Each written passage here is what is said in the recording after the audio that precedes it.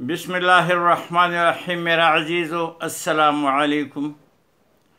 आज एक मस्जिद में नमाज़ पढ़ने का इत्तेफाक हुआ। नमाज के बाद मौलवी साहब ने बहुत गमजन और दर्द से भरी हुई दुआ की कि या अल्लाह हम पे जो ये महंगाई, ये तकलीफ़, ये परेशानी, ये चादर और चार दीवार की बेहुरमती और ये जुल्म और लोगों को गैब होना, ये सारी चीज़ें उसने तफसील से बयान की और फरमाया कि हमें इससे निजात दे, हमें इन लोगों से निजात दे। और जिन लोगों की वजह से ये हो रहा है उनको या अल्लाह दुनिया में रिस्वा और दलील करें।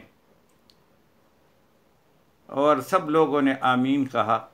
जब बाहर निकले तो एक साहब ने फरमाया कि जरा ये बद्दुआ तो उनके लिए न की जाए बल्कि उनके लिए की जाए कि अल्लाह उनको हदायत नसीब करें। फिर एक दूसरे साहब ने फरमाया कि भाई ये अब हदायत से निकले हुए हैं, और अगर आप लोगों को ये शक हो कि ये हम नया काम कर रहे हैं तो आदम जो नूह अलैहिस्सलाम जो था उस कौम में, उतने कौम में 950 साल तक दावत देते रहे, मगर जब वो नाउमीद हुए तो अल्लाह से फरमाया कि ये जो बच्चे जमते हैं वो भी काफिर होते हैं, कोई उम्मीद नहीं। फिर अल्लाह से दुआ की, यानी बद्दुआ की कि इन पे अज़ाब नाजिल फरमा। फिर अल्लाह ने वो ऐसे तूफ़ान नूह आया कि कोई भी उसमें से नहीं बचा, हत्ता कि उसकी बीवी और बेटा किनान भी, क्योंकि वो न मानने वाला था, वो भी उसमें गर्क और तबाह हो गए। और फिर एक बहुत मशहूर वाक़या है कि नबी करीम सल्लल्लाहु अलैहि वसल्लम के ज़माने में एक कौम आया और उन्होंने दरख्वास्त की कि हमारे यहाँ बहुत नए मुसलमान लोग हुए हैं मगर उनको दीन का कोई पता नहीं, आप एक जुमात हमें दे दें ताकि वहाँ जाके वो दीन की तबलीग करे, उनको दीन सिखाए। तो नबी करीम सल्लल्लाहु अलैहि वसल्लम ने बहुत बड़ी जुमात जो थी उनको हवाले की, जो हुफ़ाज़ थे और ज़्यादातर इनमें अंसार थे, मदीने के जदी पुश्ती रहने वाले थे। कुछ मुहाजिरीन मक्का शरीफ के आए हुए लोग भी थे, उनके साथ उनका खाना पीना था। और ये यमन की तरफ जा रहे थे, अभी पहुँचे नहीं थे कि उनके साथ बेवफाई कोई हद्दारी हो गई और सब लोगों को शहीद कर दिया गया। और शहादत जब उनको नसीब हुई तो उन्हें दुआ की कि या अल्लाह हमारी ये ख़बर नबी करीम सल्लल्लाहु अलैहि वसल्लम तक पहुँचा दे। और फिर वहाँ से उनको पर नबी करीम सल्लल्लाहु अलैहि वसल्लम को कुछ अरसे बाद पता चला तो 40 दिन से ज़्यादातर क़ुनूत नाज़िला अभी भी जो हज पे या उम्रे पे जाते हैं या जो अरब में रह चुके हैं उनको पता है कि सुबह के नमाज जब वो रुकू करते हैं और रुकू से उठते हैं, क़याम करते हैं, तो उस क़याम में वे दुआ देते हैं। उसमें दुआ बदुआ दोनों शामिल होती है।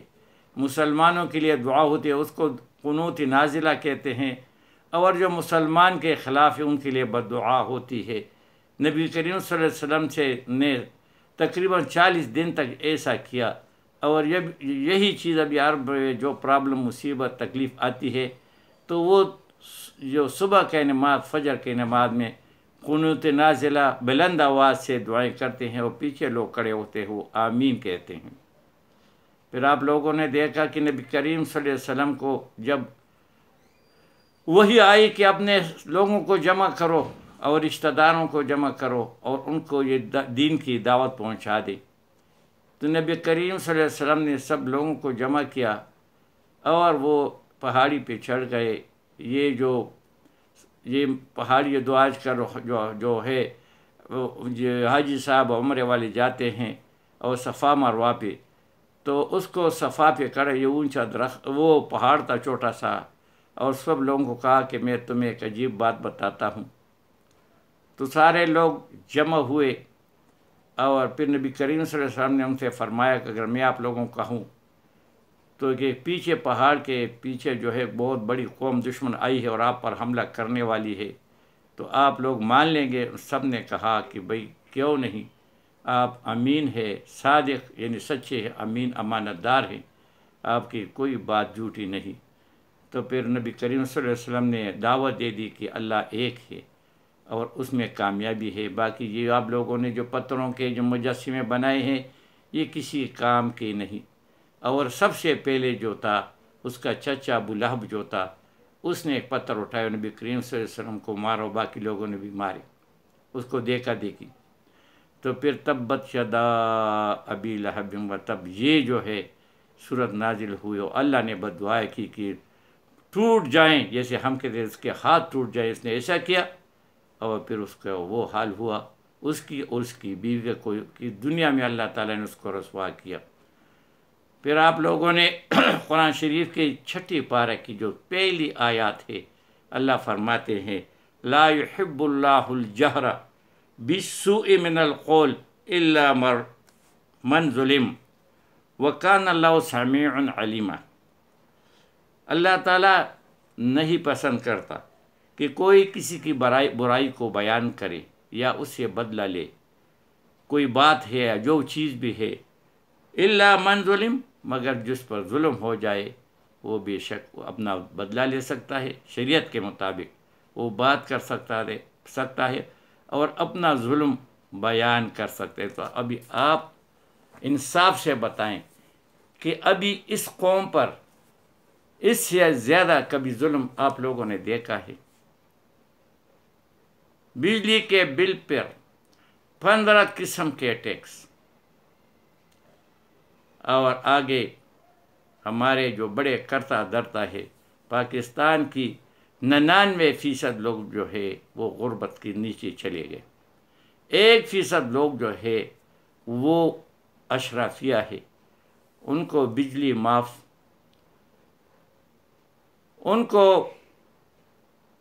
پیٹرول معاف، جتنے استعمال کرے، وہ موبائل استعمال کرے معاف، گاڑیاں بلٹ پروف کروڑوں روپے کی، بڑے بڑے بنگلے اسلام آباد میں فری، نوکری کے دوران اور نوکری کے بعد نوکر چاکر فری، وہ ہماری جیبوں سے اس کے پیسے جائیں گے۔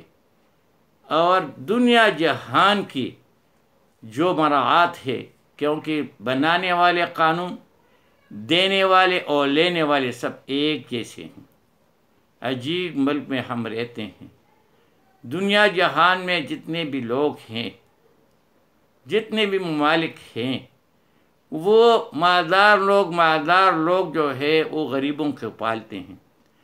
یہاں غریب غربا جو ہے ٹیکس دے کے، چندہ دے کے، ہم اشرافیہ 1% سے کم جو اشرافیہ ہے ہم ان کو پال رہے ہیں، اور ان پالنے میں بس زبردستی ہے۔ ایک تو ہوتا ہے دن کا ڈاکہ، ایک رات کے اندھیرے میں، یہ دن کا ڈاکہ ہے، کھلی آنکھوں سے زبردستی دینا ہے، بس یہ زبردستی کا ڈاکہ ہے۔ ابھی اس میں بد دعا اگر کوئی نہ کرے تو اور کیا کرے، ہماری بس میں اور کیا ہے؟ تو یاد رکھیے بد دعا کرنا بھی سنت نبوی ہے، سنت اللہ ہے، اور یہ سنت انبیاء ہے۔ سب انبیاء نے کہیں نہ کہیں جب ان کو تکلیف پہنچائی گئی تو ان کے دل سے آہ نکلی ہے، اور یہ بھی بد دعا ہے۔ آپ نے ابو لہب کے لیے بد دعا قرآن میں آپ نے سنی، کئی جگہ ہے، اور اس طرح جو ہے صحابہ کرام جو شہید ہوئے ان کے لیے بھی نبی کریم صلی اللہ علیہ وسلم نے پورا 40 دن تک بد دعا کی، ان سے بدلہ لیا، چھوڑا نہیں ہے، مگر وہ تو شہید ہوئے نا، نوجوان تھے، حفاظ تھے، عالم دین تھے اس وقت کے حساب سے۔ بھائی یہ ہمارا دل، ہم اور کچھ بھی نہیں کر سکتے۔ اب یہ قوم کو اتنا ڈرایا گیا ہے کہ کوئی، ابھی میں جو بات کرتا ہوں تو میں بھی ڈرتا ہوں کہ کوئی مجھے بھی اٹھا لے، مگر چونکہ میں عادی ہو چکا ہوں، یہ عادت کی بات ہوتی ہے۔ 3 سال انڈیا میں اس قوم کی وجہ سے جنگی قیدی بن کے تو پھر عادی ہو گیا، کوئی بات نہیں۔ 20 سال کا تھا، جب میں 20 سال کا برداشت کرتا ہوں تو ابھی کیا ہے، کچھ بھی نہیں۔ میں نے گھر والوں کے پہلے بولے، وہ مجھے روکتے ہیں کہ بھئی ایسی باتیں نہ کرو، وہ لوگوں کو اٹھاتے. میں نے کہا بس بات چھوڑو, ویسے بھی میں نے قبرستان جانا ہے, تو اگر ادھر گیا تو کیا ہے, تیار کھانا ملے گا. نہ وہ جو مجھے ماریں گے مارنے دو, نہ مجھے وہ گالی دے سکتے دینے دو. میں پہلے سے زمین پہ سونے کا عادی ہوں, 3 سال لگاتار زمین پہ سویا تھا, فرش پہ. بس یہ بات ہوتی ہے ڈر کی تھوڑی سی, بس آگے ڈر نکل آتا ہے, پھر کوئی فرق نہیں پڑتا, کوئی فرق نہیں, کچھ بھی نہیں ہوگا, تیار کھانا ملے گا, سب کچھ ہو. بس بھائی یہ باتیں جو ہے یہ آپ کس کس کو روکو گے, کس کس کو غائب کرو گے, اور کہاں کہاں غائب کرو گے. اور جو غائب کرنے والے ہیں وہ بھی اس قوم کے, اس ملک کے ہیں, وہ بھی وہ 99% میں آتے ہیں, وہ اشرافیہ میں نہیں آتے. اور 99% اپنے اشرافیہ کو خوش کرنے کے لیے, وہ خدا کے بندے, وہ خدا کے بندے, تمہیں تنخواہ ویسی بھی مل رہی ہے, ایک شاباش کے لیے کیوں اپنے آخرت کو خراب کر رہے ہو. تھوڑا سا وقت ہے دنیا میں, اور مرنے کے بعد یہ ختم نہ ہونے والی زندگی ہے, کیوں اپنی نہ ختم ہونے والی زندگی کو برباد کر رہے ہو. یہ جو کر رہے ہیں یہ تو وہی ان کے ساتھی ہے, فرعون کے ساتھی ہے, نمرود کے ساتھی ہے, یہ حامان کے ساتھی ہے, شداد کے قارون کے ساتھی. پیسے جمع کرتے ہیں, او بھائی کس لیے جمع کرتے ہو؟ دنیا جہان کی بیماریاں تمہیں لگی ہیں, شوگر تمہیں ہے, دل کی بیماری تمہیں ہے, کمر کی بیماری تمہیں ہے, کھانا تم صحیح نہیں کھا سکتے, چل پھر نہیں سکتے, کیوں اپنی آخرت کو لوگوں کے لیے برباد کر رہے ہو؟ خدا کے لیے موت سے پہلے تو موت کے لیے ایک دفعہ تو سوچو.